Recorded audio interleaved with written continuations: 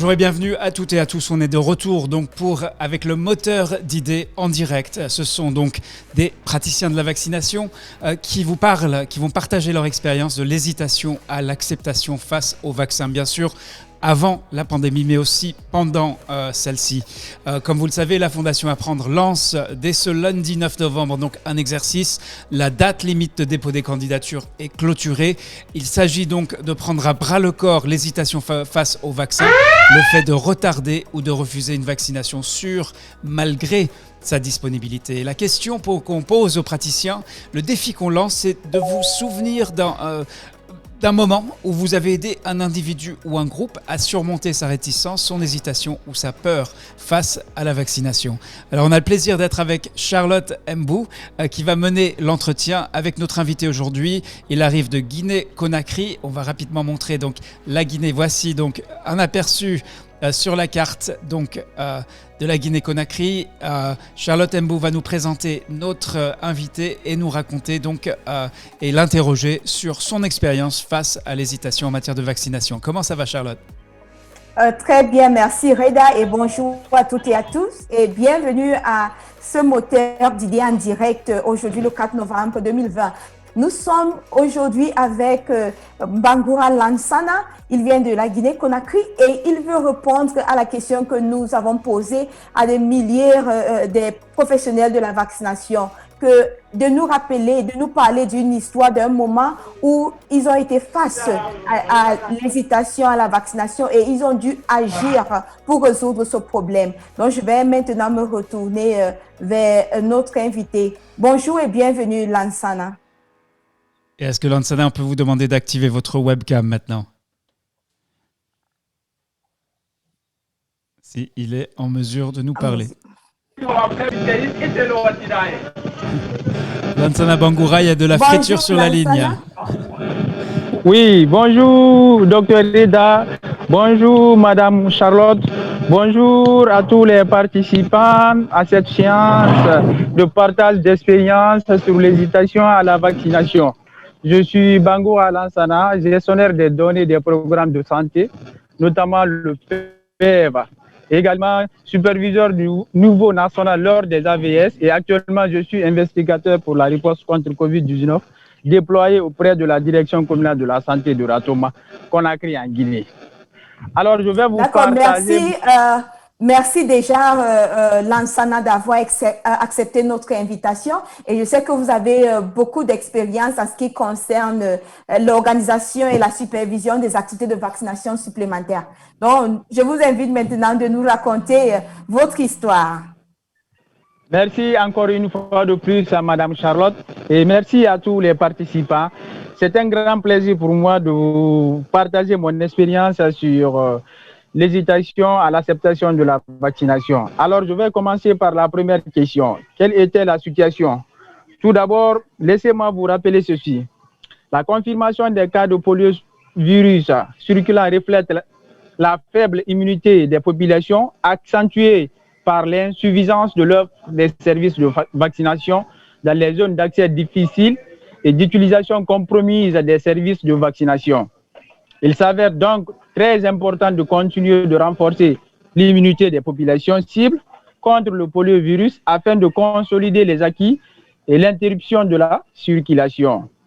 Pour consolider tous ces acquis dans le processus de l'initiative d'éradication de la poliomyélite, des campagnes de vaccination sont toujours organisées chaque année en Guinée par le ministère de la Santé qui est en charge et avec à travers le programme élargi de vaccination notamment et avec l'appui technique et financier de ses partenaires engagés dans la vaccination qui sont l'OMS, l'UNICEF et autres. C'est dans cette optique que les journées de vaccination contre la poliomyélite synchronisées et couplées à l'administration de la vitamine A ont été organisées dans notre pays, la Guinée, du 4 au 7 juin 2019 au bénéfice des enfants cibles de 0 à 5 ans.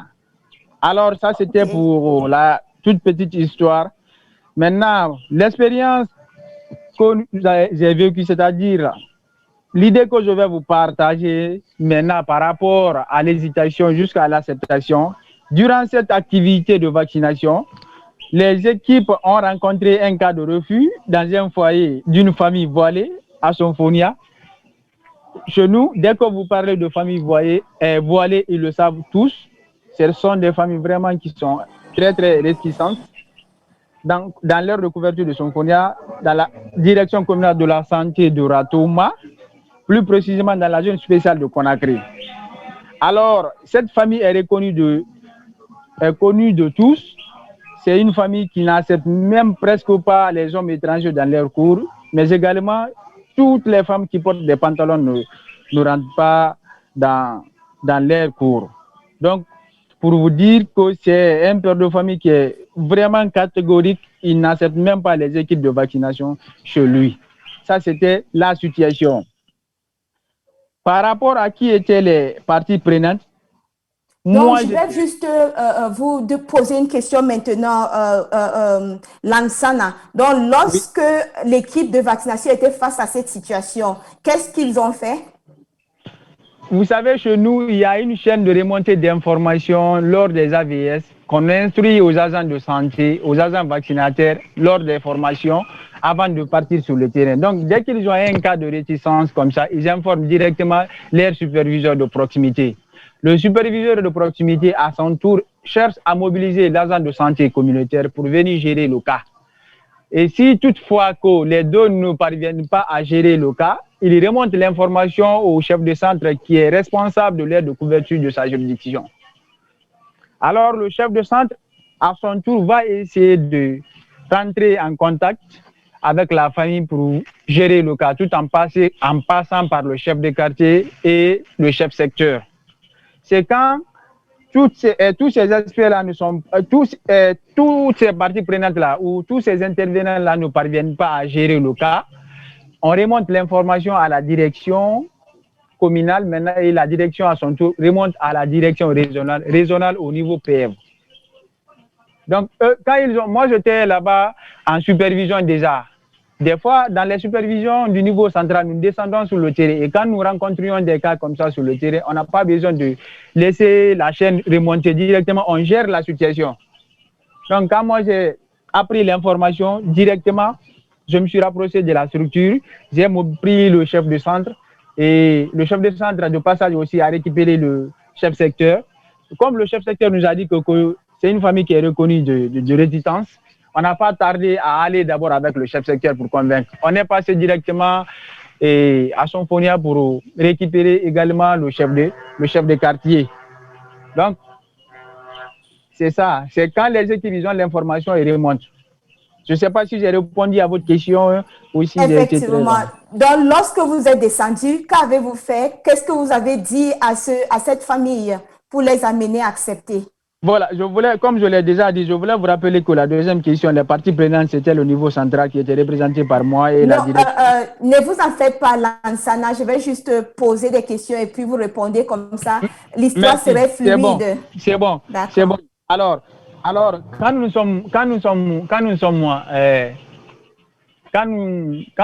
on a atterri, c'est-à-dire nous sommes rendus dans le foyer du ménage en question, c'est un père de famille qui n'était pas du tout présent ce jour-là. On a trouvé sa femme et le chef de quartier lui a dit d'appeler son mari. Donc, quand on a appelé son mari était au travail, mais malgré ça, il a causé avec le chef de quartier. Le chef de quartier dit que c'est vous qui ne voulez pas vacciner votre enfant. Et bien évidemment, il a demandé, est-ce que vous savez que si votre enfant n'est pas vacciné, que c'est un danger pour la communauté? Donc, il n'a pas répondu. Il dit, alors, si cet enfant n'est pas vacciné, il peut contracter le poliovirus. Et quand il contracte le poliovirus, s'il ne vaccine pas, il a la possibilité, c'est-à-dire il a la probabilité qu'il contracte le poliovirus. Et s'il contracte le poliovirus, il se peut qu'il contamine aussi d'autres enfants qui sont dans le même quartier et voire même contaminer tous les enfants de Conakry ou de la Guinée. Alors, quand le chef de quartier a dit tout ceci, il était à l'écoute, il avait compris la gravité des choses, mais c'est un chef de quartier, je vous le dis, il est très exigeant. Et il y a ces situations, vraiment, il ne blague pas. Il est reconnu de ça. Il a une grande notoriété dans le quartier. Il a dit, alors, comme vous ne voulez pas vacciner votre enfant, c'est vous qui défiez les lois de la République. Je vous donne un préavis de 3 jours à compter d'aujourd'hui. Si vous ne vaccinez pas votre enfant, vous quittez le quartier et je vous fais accompagner par les agents de santé et les agents communautaires. Partout où vous vous installez, les mêmes informations vont vous suivre sur le terrain et là où vous allez. Quand il a évalué les conséquences, c'était énorme, c'était grave. Et finalement, il a parlé à sa femme de nous accepter et de vacciner l'enfant. Je ne sais pas si j'ai répondu à votre question, mais quand nous sommes rendus sur le... Alors Charlotte, effectivement. Je veux juste saluer les personnes donc, qui ont d'ores et déjà transmis leurs salutations de leur côté. Donc il est normal qu'on fasse la réciprocité. Donc Flore Mandeg qui a rejoint depuis le début. Après Karina Kate Mboyo. N'oubliez pas de nous dire quelle ville et quel pays à partir desquels vous vous connectez, puisque nous savons qu'il y a des praticiens de la vaccination du monde entier qui participent au réseau Covid-19 ou qui suivent justement ces moteurs d'idées en direct. C'est aussi une fenêtre d'ouverture pour les personnes qui ne sont pas encore membres du réseau Covid-19. Donc Marc Souli, lui, nous dit bonjour depuis Zignaré au Burkina Faso et Zenaba Mahamad Kana, donc depuis N'Djamena au Tchad. Donc n'hésitez pas, merci d'avoir rejoint cette séance et n'hésitez pas à poser vos questions. On lit attentivement tous vos commentaires. Voilà, c'est à toi Charlotte. Ok, merci beaucoup Reda et j'aimerais dire merci aussi à Lansana Bangoura pour cette histoire qu'il a partagée avec nous. Donc, Lansana, j'aimerais vous poser une question. Qu'est-ce qui vous a, est-ce que le fait oui, est-ce que le fait que le chef de quartier, qu'est-ce qui vous a surpris dans cette histoire?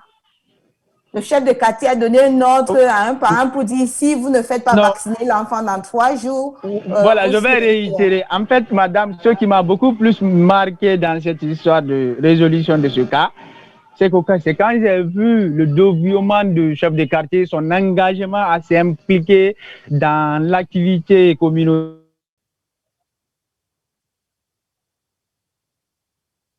Malheureusement, c'est comme si nous avons si nous avons tous nos chefs de quartier comme ça.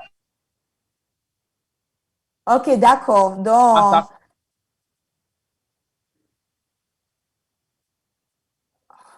malheureusement, nous avons perdu Lansana Bangoura et c'est quelque chose qui arrive très souvent, des soucis de connexion Internet. Et c'est normal. J'ai un cas de refus comme ça.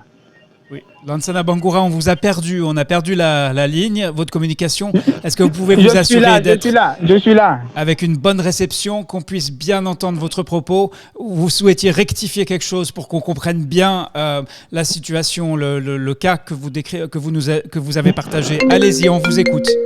Voilà, je dis ce qui m'a beaucoup plus marqué dans cette histoire, c'est que c'est l'engagement des autorités concernées à la résolution de ce cas. Mais également, devant chaque nouvelle situation, j'ai compris qu'il faut une nouvelle stratégie correctrice pour corriger cette nouvelle situation. Vraiment, ça m'a marqué.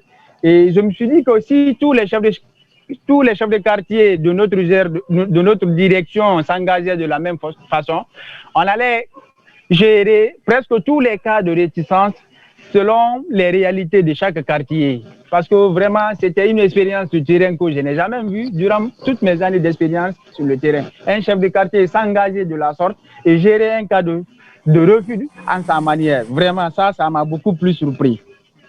D'accord, merci Lansana. Juste une petite question encore. Est-ce que le papa, le père de ce foyer vous a expliqué pourquoi il refusait la vaccination? C'est toujours, madame, les mêmes raisons.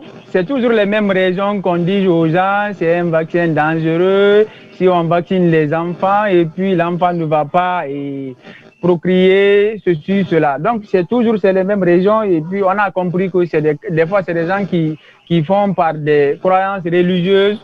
Parce qu'eux disent que même si on ne vaccine pas l'enfant, rien ne peut l'arriver comme grave. Et l'enfant est immunisé de façon divine. Vous comprenez, non? D'accord, merci beaucoup. Mais est-ce qu'il y avait un message, des directives précises de votre hiérarchie vous disant le message à passer face à des situations comme celui-là, parce que je vois comme si c'est vraiment le chef de quartier qui a pris sur lui, le chef de secteur qui a pris sur lui de gérer ce cas de réticence. Et je le dis en souriant.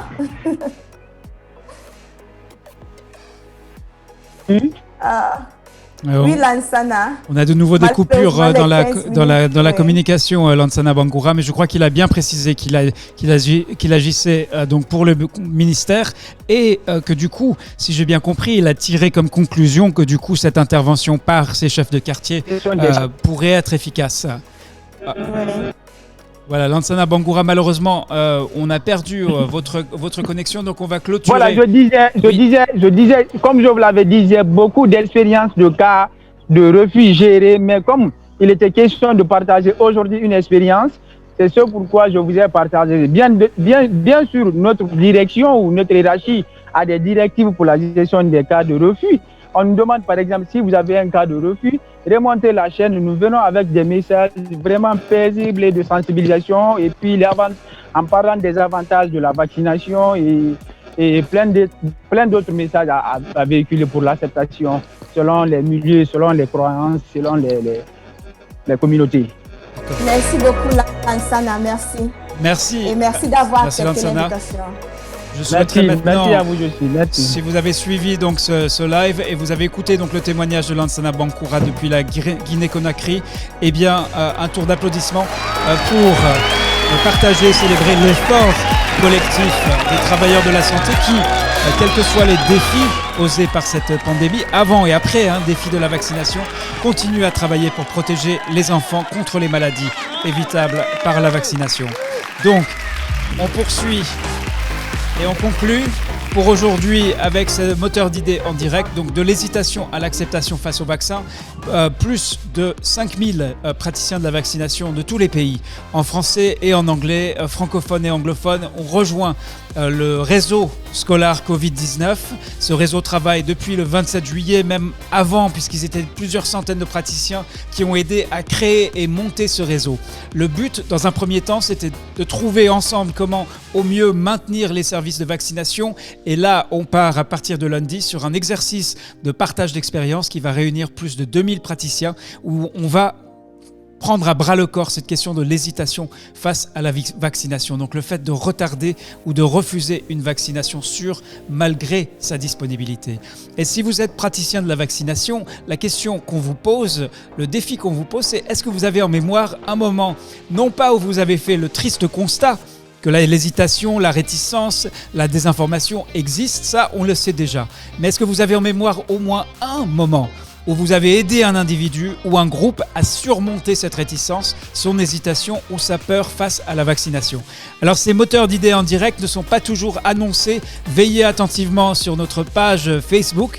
Je vous renvoie à cette page. Assurez-vous que vous avez bien liké la page et ensuite sélectionnez les options de suivi pour être sûr de bien recevoir les notifications pour ne pas rater une miette de ces témoignages partagés par des praticiens en français et en anglais du monde entier sur notre page Digital Scholar.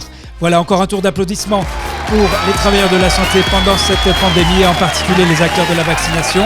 Et on vous retrouve donc, je crois c'est demain. L'annonce sera faite quelques minutes avant, donc veillez bien sur notre page Facebook pour connaître la suite. Merci à Charlotte et à Lansana Bangoura et à bientôt. À bientôt.